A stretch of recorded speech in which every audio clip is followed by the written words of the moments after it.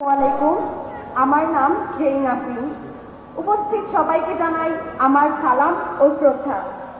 1971 সালের 25শে মার্চ আমাদের গণহত্যা দিবস। এই দিনে বাঙালি জাতির কাছে একটি নৃশংসতম, চিরস্থায়ী কলঙ্ক ও গভীরতম স্মরণীয় একটি দিন।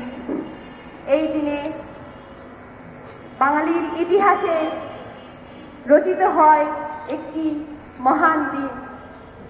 1971 সালের 25শে মার্চ পাকিস্তানি বাহিনী অপারেশন সার্চলাইট নামে গণহত্যা চালায়।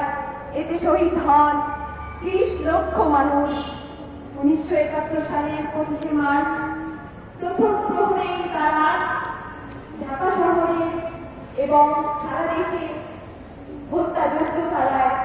এতে শহীদ হন ঢাকা বিশ্ববিদ্যালয়ের বুদ্ধিজীবী অধ্যাপক ডক্টর জিয়াউদ্দিন, ডক্টর মোহাম্মদ মোজাম্মেল হক, অমর একুশের রচয়িতা শাহাদাত হোসেন এবং আমাদের সাংবাদিক নিজামুদ্দিন প্রভৃতি ইতিহাসে অমর হয়ে থাকবে।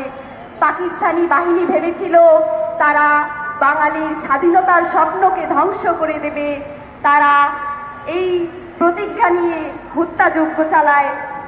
তারা হয়তো বাংলা ইতিহাস পড়েনি, বাংলার ইতিহাস তারা জানে না।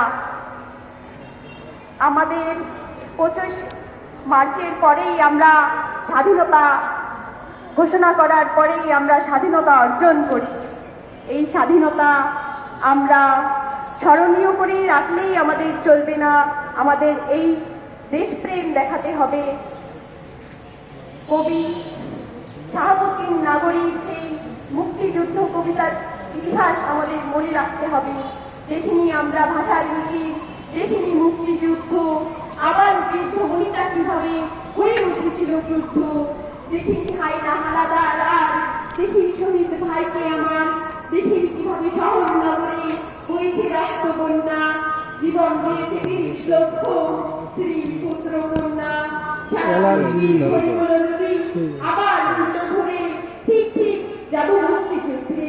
কোন একদিন ধরে আমরা সকল শহীদদের স্মরণ করি, তাদের শ্রদ্ধা ও বিনম্র স্মরণ জানাই, তাদের আত্মার মাগফিরাত কামনা করি।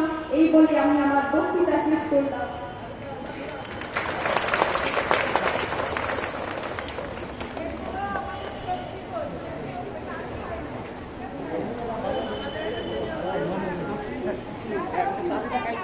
ধন্যবাদ ভাইকে।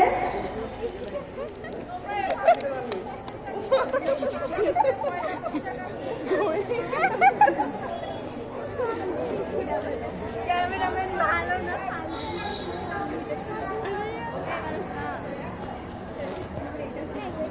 তিন তালের জন্য প্রস্তুত।